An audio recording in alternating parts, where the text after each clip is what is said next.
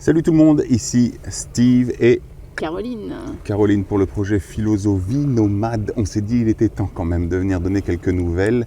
Si vous me suivez sur cette chaîne, sur les réseaux sociaux, Instagram, Facebook, certainement que vous avez entendu parler que voilà le projet de tout plaquer, comme je le disais dans cette vidéo qui va s'afficher quelque part par là, du moins le lien, eh bien cette idée de, quand je dis tout plaquer, évidemment on ne plaque pas tout, c'est une façon de parler. Mais en tout cas, on lâche ce que l'on a dans notre maison, on vend ce que l'on a, on laisse notre maison, qui d'ailleurs est à la vente aussi, même si ce n'est pas la nôtre.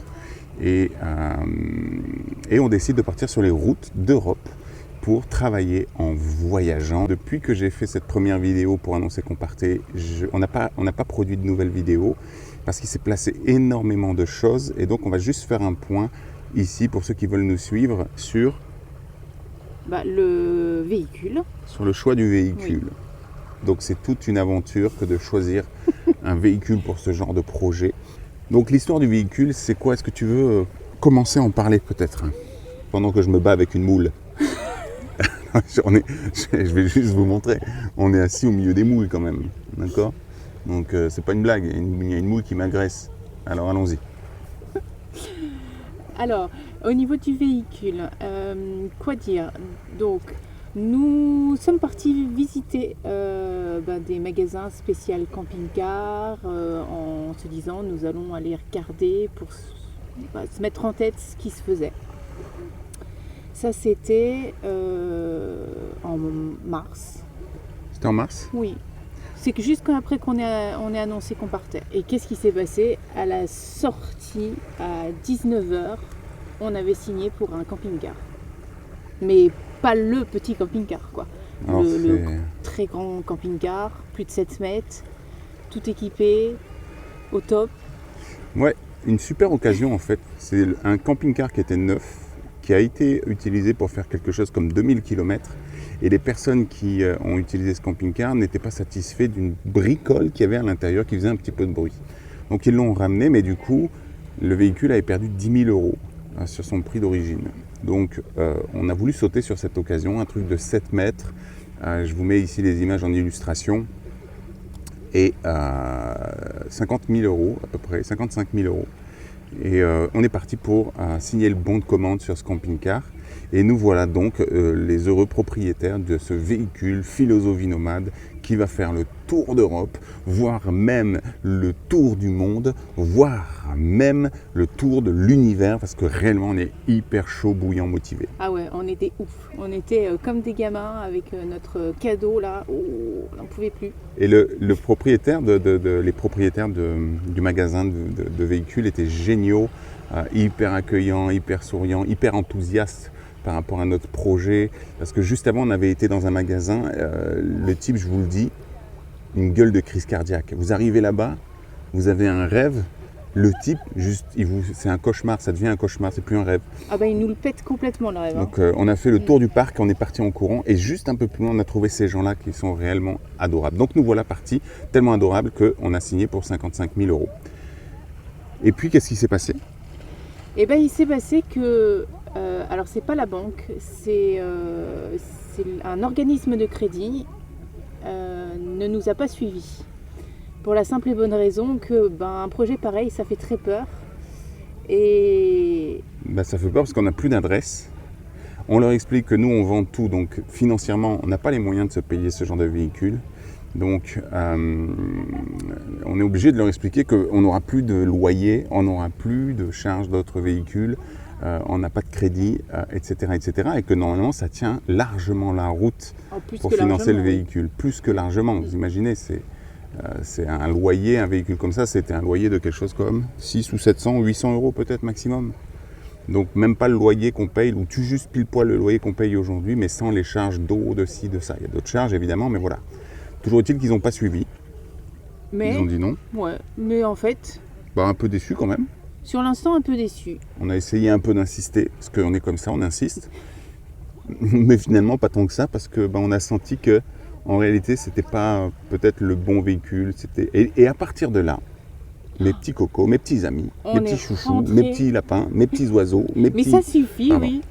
On est rentré dans une réflexion. à se tirer les cheveux. Et regardez, Et il n'y a plus de cheveux. J'ai tout coupé, tout arraché, tout. Il n'y a plus rien. Plus rien du tout.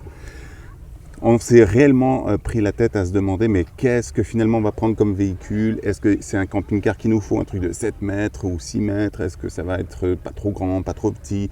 Ça a été en fait un duel et un vrai défi de se demander entre le confort et l'encombrement du véhicule. Parce qu'on n'a plus 20 ans non plus. J'en ai 45. Toi, t'en as moi j'ai 20.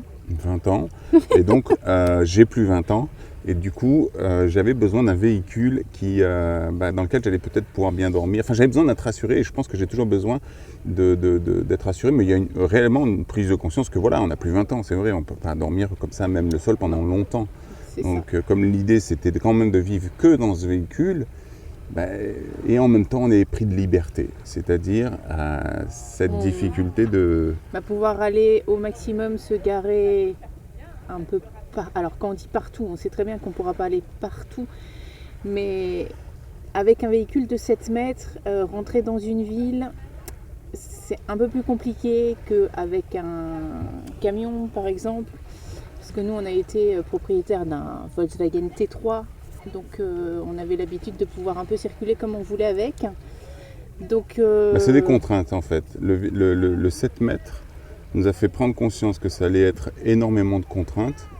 Et du coup, on a vraiment hésité et on était plutôt content finalement que ça ne se fasse pas. Mais alors du coup, il y a trois choses qui sont quelque part assez déterminantes pour nous. C'est la liberté de mouvement, le minimum de contraintes, le confort et aussi le capital sympathie du véhicule, c'est-à-dire qu'il ait de l'allure, qu'il ressemble à quelque chose, qu'il ait de la gueule, quoi. Et donc, avec ce dernier critère, on s'est dit, et pourquoi pas ne pas acheter un véhicule vintage des années 80, un truc... Il faut bien reconnaître qu'à l'époque, ils avaient plus de gueule, plus de caractère qu'aujourd'hui. Donc c'est ce qu'on a fait. Oui, et on a acheté José. On a osé, donc je suis osérologue, donc on s'est dit on va acheter José, José, vous avez compris le jeu de mots pourri, hein, mais on a acheté un Hummer de 1990, non, c'est pas si vieux que ça, 90 je crois, ou quelque chose comme ça. Et là, 9500 €.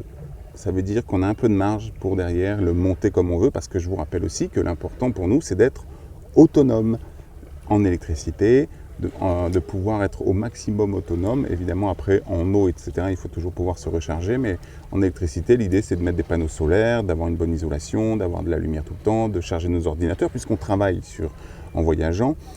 Moi, j'ai mes consultations que je continue en voyageant, j'ai mes accompagnements, j'ai mes programmes en ligne, etc. Et Caro, elle fait la construction et la fabrication de sites internet, elle fait de la photo, de la retouche photo, on fait aussi de la vidéo. Donc, on a vraiment besoin d'électricité pour charger le drone, pour charger les téléphones, pour charger les ordinateurs portables. Donc, et puis, il faut Internet. Et vous voyez, il y a toutes ces choses-là à parler, mais on fera des vidéos séparées pour chacun de ces points à l'occasion. Mais en tout cas, on trouve ce véhicule qui a l'air plutôt sympa. Oui. Donc, on signe. Mais est-ce qu'on leur raconte la suite tout de suite? Non. Eh bien, on a signé. On a signé, mais. Ah bah, mais. Donc, on vous racontera la suite au prochain épisode. Ça va? Oui. On fait comme ça? Oui. J'ai pas trop pris la parole? Un peu. Je vais m'entraîner. J'ai tellement l'habitude d'être seul devant l'écran. Mais moi, il faut que je m'entraîne aussi. À parler, ok, mais pas trop. Si, alors... Mais après, je te repousserai. Donc, on vous embrasse fort, on vous tient au courant pour les nouvelles. Dites-nous dans les commentaires qu'est-ce que ça vous inspire. Est-ce que vous aussi, vous avez un rêve à accomplir? Est-ce que vous avez des défis à challenger? Parce que je rappelle que Philosophie Nomade, c'est notre rêve, mais c'est aussi un défi. C'est quelque chose qui peut venir nous chercher, nous faire peur, peut-être plus qu'à moi qu'à Caro d'ailleurs, mais on a à différents endroits quelque chose qui nous challenge et on viendra vous en parler aussi. Donc dites-nous sous les commentaires, est-ce que vous-même, vous avez un beau projet comme ça que vous aimeriez mettre en place? Et dites-moi aussi ce qui vous bloque, ce qui vous empêche, parce que, encore une fois, le projet Philosophie Nomade, c'est partager avec vous ce que l'on va vivre, les rencontres, les péripéties, les joies et les peines, mais aussi pour moi l'occasion de partager avec vous à chaque occasion un enseignement, en tout cas un point clé peut-être de développement personnel qui va vous permettre d'avancer. Ici, le point clé, ce serait peut-être eh bien de bien vérifier quel est votre projet et quels sont vos besoins et vos valeurs. Je vous ai dit tout à l'heure que nous, nos besoins, c'était 1. La liberté. La liberté, besoin de liberté. 2. Donc quand on dit à la suivi, d'accord, vous voyez pourquoi je dois prendre la parole. Donc 1, la liberté. 2, donc quand je dis la liberté, c'est éviter les contraintes, etc. 2, le confort. Et 3, c'était notre besoin d'avoir quelque chose qui a de la gueule, qui a du look. On aime le beau, on aime quand c'est joli. Donc voilà. 3 besoins qui vont déterminer l'achat de nos véhicules, mais en même temps 3 besoins, 3 peut-être même valeurs parfois, qui peuvent se télescoper, rentrer en conflit parce qu'on ne peut pas tout avoir. Donc il va y avoir besoin de hiérarchiser quelles sont la priorité dans ces besoins et ces valeurs. Donc ça, c'est le point d'enseignement que je vous conseille de cogiter avant de prendre vos propres décisions selon votre projet. On est parti ? On va se baigner. On va se baigner. On vous embrasse fort et encore toujours, osez être et vivre une vie qui fait Envie. À bientôt. Ciao, bye bye.